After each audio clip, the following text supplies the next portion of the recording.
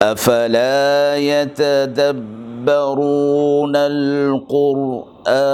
ام على قلوب اقفالها،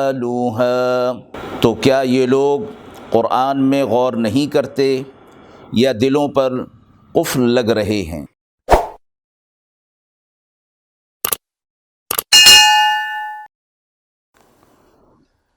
بسم اللہ الرحمن الرحیم۔ السلام علیکم ورحمۃ اللہ۔ ناظرین کرام، آج سے ہم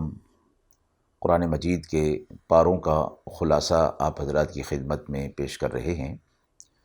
روزانہ کی بنیاد پر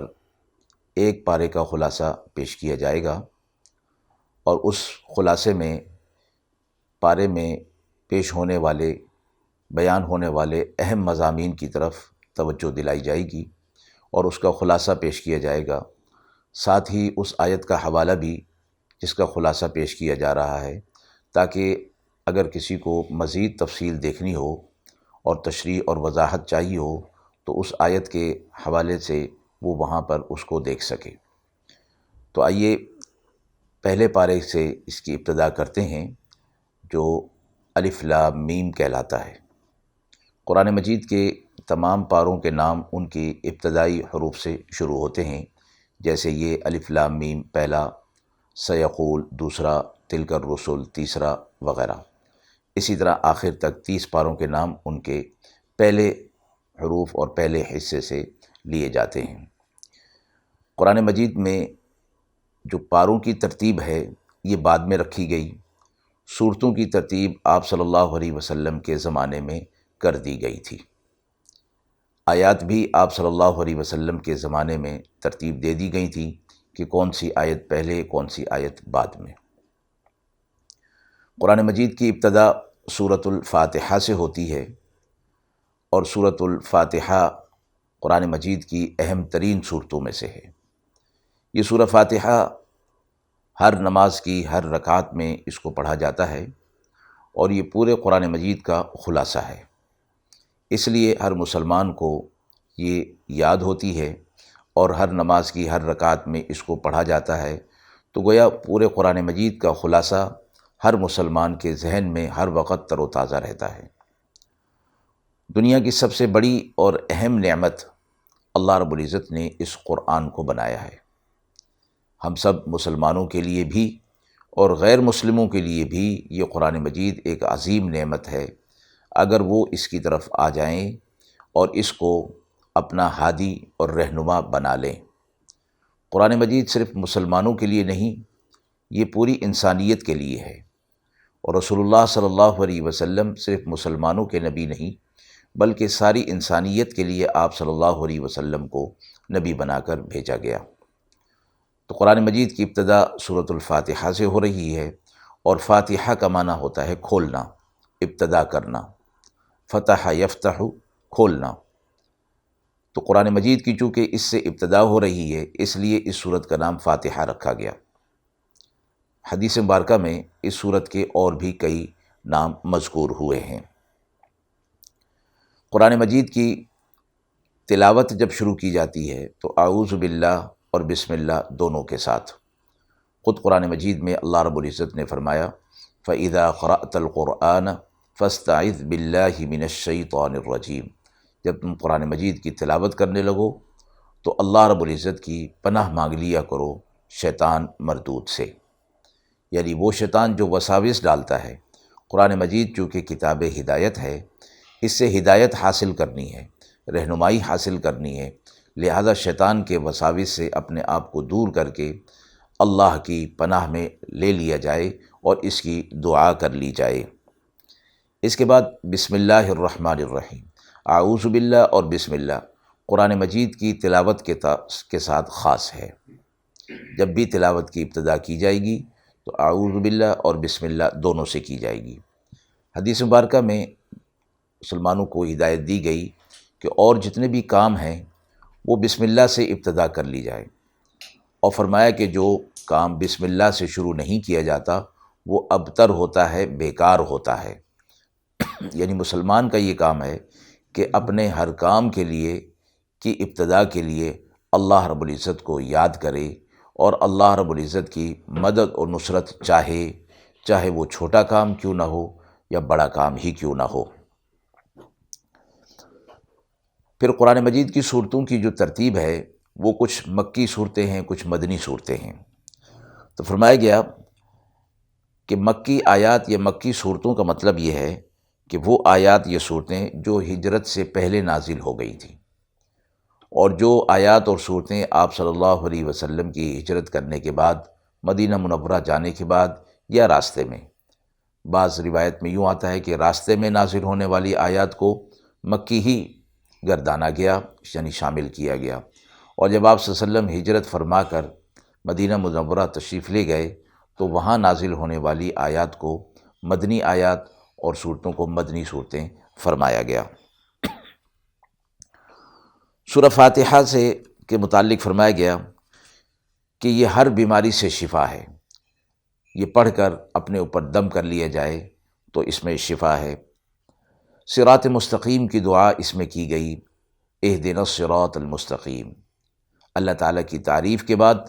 اور اپنی بندگی کے اظہار کے بعد اللہ رب العزت سے صراط مستقیم کی دعا کی گئی، اور یہ صراط مستقیم ایسے لوگوں کا جس پر ماضی میں اللہ کے انعام یافتہ بندے چلتے رہے، اور جو مغضوب ہوئے ہیں، جن پر اللہ کا غضب نازل ہوا، ان لوگوں سے اور ان لوگوں جیسے راستے سے پناہ مانگی گئی۔ اور یہ چونکہ پوری دعا ہے اس لیے آخر میں آمین کہا جاتا ہے۔ دوسری صورت قرآن مجید کی سورہ بقرہ، جس کا معنی گائے کا آتا ہے، اور چونکہ اس صورت میں ایک اہم واقعہ بنی اسرائیل میں واقعہ پیش آیا تھا تو وہ گائے کے حوالے سے اس صورت کا نام رکھ دیا گیا۔ قرآن مجید کی یہ طویل ترین صورت ہے، 286 آیات اور 40 رکوع ہیں۔ یہ صورت مدنی ہے۔ اس کی ابتدا الف لام میم سے ہو رہی ہے، جن کو حروف مقطعات کہا جاتا ہے،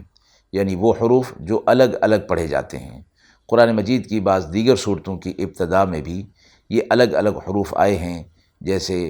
الف لام میم صاد، الف لام را، طٰ، قاف، نون، صاد وغیرہ۔ یہ حروف مقطعات ہیں۔ حضرات صحابہ اکرام، تابعین اور علماء امت کے نزدیک یہ حروف رموز اور اسرار میں سے ہیں، جن کا معنی اور مفہوم اللہ کے علاوہ کسی کو معلوم نہیں، اور اللہ نے کسی حکمت اور مشیت اور مصلحت کے تحت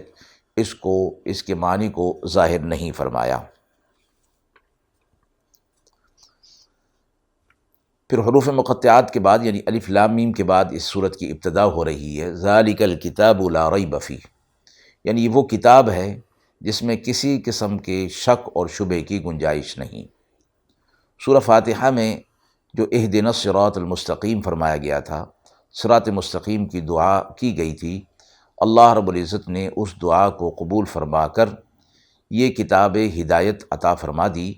اور اسی کتاب کی طرف اشارہ ہے۔ ذالک الکتاب، یہ وہ کتاب ہے جس میں شک اور شبہ کی گنجائش نہیں، ہدایت ہے متقی لوگوں کے لیے۔ تو ہدایت کی جو دعا کی گئی تھی اس کے لیے یہ کتاب دے دی گئی، اور ساتھ ہی فرما دیا گیا کہ ایسی کوئی چیز آئندہ چل کر جو انسانی دماغ میں نہ سما سکے اور پھر وہاں شک اور شبہ پیدا ہو جائے، اس لیے شک اور شبہ دور کرنے کی تاکید پہلی ہی سطر میں دے دی گئی کہ اس میں شک اور شبہ کی گنجائش ہی نہیں ہے، یہ اللہ کی طرف سے حق اور سچ ہے، اور اس کو اللہ رب العزت نے ہدایت کے لیے نازل کر دیا ہے۔ متقی لوگوں کی صفات پھر اس کے بعد بیان فرمائی ہیں، الذین یؤمنون بالغیب سے لے کر وبالآخرۃ ھم یوقنون تک، یعنی وہ غیب پر ایمان لاتے ہیں، ایمانیات کی ساری چیزوں کو مانتے ہیں، نماز قائم کرتے ہیں، جو رزق ہم نے دیا اس میں سے خرچ کرتے ہیں، جو کچھ آپ پر نازل ہوا اس پر بھی یقین رکھتے ہیں، جو آپ سے پہلے نازل ہو چکا اس پر بھی یقین رکھتے ہیں، اور آخرت پر بھی یہ لوگ یقین رکھتے ہیں۔ اسی طرح کافر اور منافقین کی نشانیاں بھی بیان کی گئیں کہ وہ ان لوگوں نے حق کو چھوڑ دیا، قبول نہیں کیا، اللہ رب العزت نے ان کی سماعت پر، بصارت پر، ان کے قلب پر پردہ ڈال دیا ہے، اور ان کے لیے آخرت میں دردناک عذاب ہے۔ تمام لوگوں کو، انسانیت کو کہا گیا کہ وہ اللہ کی عبادت کریں، اور اس حوالے سے جو آیت فرمائی گئی، یا ایھا الناس اعبدوا ربکم، اے لوگو اپنے رب کی عبادت کرو، وہ رب جس نے تمہیں پیدا کیا اور جو تم سے پہلے لوگ ہیں انہیں بھی پیدا کیا، تاکہ تم تقوی اختیار کرو۔ پھر اس کے بعد اللہ نے اپنی توحید کی نشانیاں بیان کی، تاکہ انسان اللہ کی عظمت کو دل کے اندر بٹھائے کہ اس کے آس پاس جو کچھ بھی ہے سب اللہ کا پیدا کیا ہوا، آسمان زمین، آسمان سے پانی برسنا، زمین سے نباتات کا نکلنا، ہواؤں کا چلنا، بارش کا برسنا، یہ سب چیزیں اللہ رب العزت نے پیدا کی، اور ان کو دیکھ کر اللہ کی عظمت پر استدلال کرنا چاہیے۔ پھر قرآن نے چیلنج دیا، وَإِن كُنتُمْ فِي رَيْبٍ مِّمَّا نَزَّلْنَا عَلَىٰ عَبْدِنَا، کہ اگر تم سمجھتے ہو کہ جو کچھ ہم نے اپنے بندے پر نازل کیا یہ وہ خود لکھتا ہے، نعوذ باللہ یہ اپنی طرف سے ہے، تو پھر تم بھی اس جیسا کوئی کلام پیش کر دو، اور پھر خود ہی جواب دے دیا تم ایسا ہرگز نہیں کر سکو گے۔ یہ قیامت تک کے لیے چیلنج اللہ رب العزت نے دے دیا کہ قرآن کی مثال کوئی ایک صورت بھی، کوئی ایک آیت بھی نہیں ہو سکتی، کوئی انسان اس پر قادر نہیں کہ وہ قرآن جیسی کوئی آیت بنا سکے، کوئی صورت بنا سکے۔ پھر فرمایا کہ اللہ تعالیٰ قرآن مجید کے اندر جو مثالیں دیتا ہے، یہ کفار کہا کرتے تھے کہ آخر اللہ رب العزت کا ان مثالوں سے کیا مقصد ہے؟ تو جواب میں فرمایا گیا، ان اللہ لا یستحیی ان یضرب مثلا ما بعوضۃ فما فوقها، اللہ اس بات سے بالکل نہیں شرماتا کہ وہ کسی مکھی کی یا اس سے کم تر درجے کی مخلوق کی کوئی مثال دے۔ تو جو ایمان والے ہوتے ہیں وہ اس کو قبول کر لیتے ہیں، اور یہ ان کے لیے ہدایت کا باعث بن جاتی ہے، اور جن کے دلوں کے اندر کفر ہوتا ہے وہ اس کا انکار کرتے ہیں، تو یہی چیز ان کے کفر کے بڑھانے کا باعث ہو جاتی ہے۔ یہ ایسے لوگ ہیں جنہوں نے اللہ سے وعدہ کیا تھا، پھر اس وعدے کو توڑ دیا، الذین ینقضون عہد اللہ من بعد میثاقہ ویقطعون ما امر اللہ بہ، اور آخرت میں یہ لوگ خسارہ پانے والوں میں شامل ہو جائیں گے۔ حضرت آدم علیہ السلام کا واقعہ بیان ہوا، وَإِذْ قَالَ رَبُّكَ لِلْمَلَائِكَةِ إِنِّي جَاعِلٌ فِي الْأَرْضِ خلیفہ، تفصیلی واقعہ، یہ قرآن مجید کا پہلا واقعہ ہے جس کو اللہ رب العزت نے بیان فرمایا۔ حضرت آدم علیہ السلام کا یہ واقعہ ہو، یہ دیگر واقعات ہوں، دراصل سبق، عبرت اور نصیحت کے لیے ہے، اور اس واقعے کے اندر یا دیگر واقعات کے اندر ان چیزوں کو پیش کیا جاتا ہے جو سبق کا باعث ہوں، اور واقعے کے اندر جو واقعے کے اعتبار سے یا تاریخی اعتبار سے کوئی چیز ہو اور اس میں کوئی نصیحت نہ ہو، واقعے کے اس حصے کو، اس جزء کو چھوڑ دیا جاتا ہے۔ یہی چیز اس واقعے کے اندر بھی اللہ رب العزت نے بیان فرمائی ہے۔ پھر اللہ رب العزت نے اس واقعے کے آخر میں فرمایا کہ اللہ تعالیٰ نے حضرت آدم علیہ السلام کو چند کلمات سکھا دیے، اور وہ کلمات کیا تھے؟ فَتَلَقَّى آدَمُ مِن رَبِّهِ كَلِمَاتٍ فَتَابَ عَلَيْهِ، وہ کلمات حضرت آدم علیہ السلام اور حوا علیہ السلام نے ادا کیے، تو اللہ رب العزت نے ان کی توبہ کو قبول فرمایا، اور انہ هو التواب الرحیم، وہ توبہ کو قبول کرنے والا، رحم کرنے والا ہے۔ وہ کلمات کیا تھے؟ وہ سورہ الاعراف میں پارہ نمبر 8 کے اندر بیان کیا گیا، ربنا ظلمنا انفسنا وان لم تغفر لنا وترحمنا لنکونن من الخاسرین، اے ہمارے رب اگر ہم نے اپنی جانوں پر ظلم کر لیا، اور اگر تو نے ہماری مغفرت نہ کی اور ہم پر رحم نہ کیا، تو ہم خسارہ پانے والوں میں شامل ہوں گے۔ اس کے بعد بنی اسرائیل کی فضیلت بیان کی، یا بنی اسرائیل اذکروا نعمتی التی انعمت علیکم، بنی اسرائیل کو یاد دلایا کہ اللہ نے تمہیں تمام جہان والوں پر، امتوں پر فضیلت ایک طرح کی عطا کی تھی، اور حضرت موسیٰ علیہ السلام ان کی طرف نبی بنا کر بھیجے گئے، اور بنی اسرائیل میں کثرت کے ساتھ انبیاء علیہ السلام آتے رہے اور ان تک اللہ کا پیغام پہنچاتے رہے۔ اور موسیٰ علیہ السلام کے حوالے سے بنی اسرائیل کا ذکر ہے تو اس بنی اسرائیل پر فرعون ظلم کیا کرتا تھا، اللہ رب العزت نے فرعون کے مظالم سے بھی بنی اسرائیل کو نجات دلائی، اور حضرت موسیٰ علیہ السلام کو ان کے لیے نجات دہندہ بنا کر بھیجا۔ پھر موسیٰ علیہ الصلوۃ والسلام کی امت بنی اسرائیل پر اللہ کی طرف سے بڑی نعمتیں ہوئیں، جن میں مشہور وادی تیہ کے اندر ان کا موجود ہونا، اور ایک پتھر سے پانی کے چشموں کا جاری ہو جانا، اور من و سلوہ کا ان کے لیے انتظام کرنا، اور جب یہ سفر کریں تو ان کے اوپر بادل کا سایہ ہونا وغیرہ جیسی نعمتوں کا ذکر فرمایا۔